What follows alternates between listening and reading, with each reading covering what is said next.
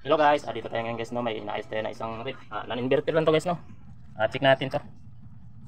Ito ang plug niya, no. Ayan. Check natin sa ano, times 10 lang. Medyo lobat na kasi yung ano natin, no.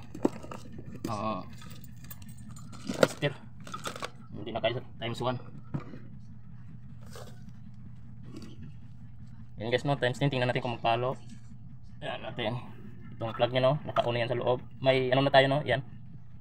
Check na natin ang power, kung okay ba, sapat ba nga makapaandar sa isang refrigerator. Yan, okay naman, no? To 25, 26 ang power supply dito sa bahay nila. Check natin.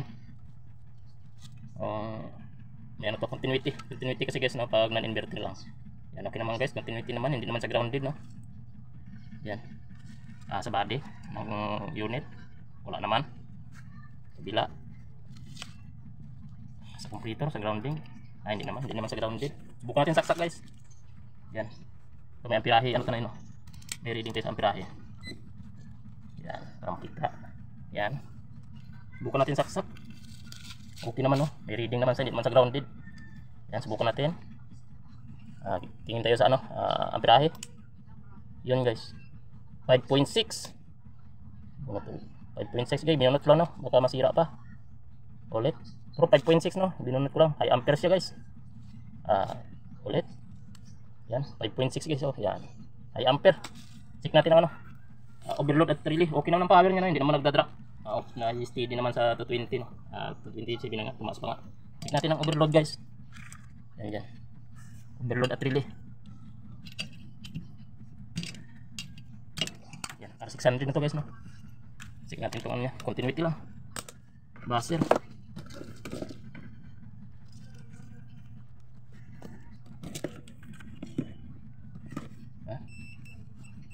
Yan, okay. Check natin ang ano niya. Overload. Okay naman, no? May contact naman. Overload. Tanggalin natin ng isang ano, kabilang wiring.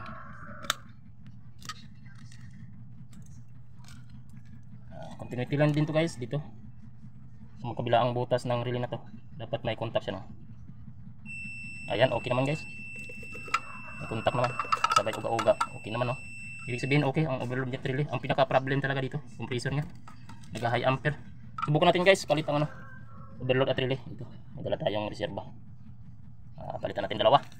Overload at relay. Bago isaksak natin ulit kung high ampere pa rin.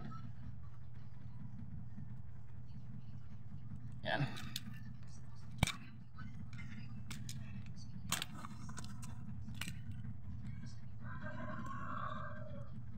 Yan. Okay, ito, palitan din natin ang overload. Ito na yung dala natin. Yan. Subukan natin ulit. Ay, check muna natin ano guys.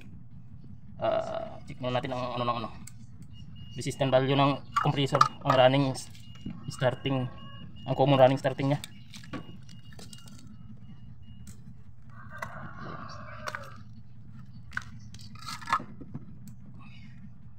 Check natin ang common running starting niya.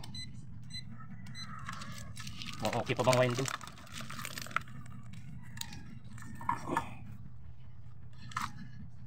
Check natin ang common to, ano? Common to starting 15. Yun guys, hindi nyo nakita, no? 15 po, 15 common to starting, common to running 16.1, starting to running 31.2. Okay naman guys. Okay naman ang winding ng compressor na to. Check natin ang palitan natin ng overload at relay kung gagana. Yan. Saksak natin ulit. Monitor tayo ang pirahe. Yan, monitor ang pirahe. Saksak ulit kung high ampere pa rin. Yun, high ampere pa rin guys. Yan, 5.6 pa rin, 5.7. Yun, bunutin na natin. High ampere talaga guys, kahit nagpalit na tayo ng overload at relay. Gawa na natin ng paraan. Kung hindi natin nagawa ng paraan, automatic to, palit na talaga compressor. Subukan natin i-jog. Ito, may dala tayong, may nakasit up tayong capacitor. Ang value ng capacitor na ito nasa ano, sa malalaking ano to na compressor na pang freezer. Ay value siya na ano, 64 UF. Subukan natin ito. Tanggalin natin ang pagka-lock. Nag-lock yan guys, yung mga ganyan. Yan.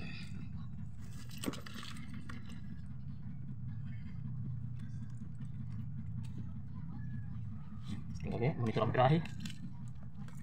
Subukan na natin to iwan dito ang capacitor na yan kung magtino tong compressor na to dahil lock rotor na, no.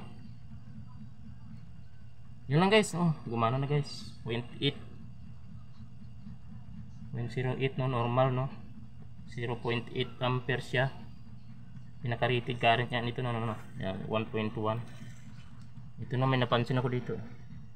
Parang nag oil na to, no. Pero okay na guys, oh, minute na. Yan. Yan, uminit ng gilid guys. Okay sa guys, no, sa ganitong kapasitor 64 UF. Yan, galing kasi ito sa kapasitor na ano guys, malalaking ano talaga compressor. Yung pang mga freezer, pang mga cheese type freezer, yan galing ang kapasitor na. Pero okay na yan. 0.8 gumana na. Yun. Yan. Yun lang guys. Subukan nating iwan to. Ipa-monitor natin sa may-ari, no, kung mapagana pa talaga niyang compressor, no. Kaya wala ka na nito choice guys, no. Talagang magpapalit ka na nito ng compressor dahil nag-lock na. Sa normal niya lang ano na overload at relay, hindi siya mapagana. Kailangan gamitan mo pa ng kapasitor bago sa gagana. Yun natin, hindi naman mainit ang kapasitor, no. Pag umiinit ang kapasitor guys, yun, huwag niyong ituloy. Ay, problema yan. Pero ito, okay naman ang temperature niya. Yan, temperature niya mababa naman. Okay guys, good.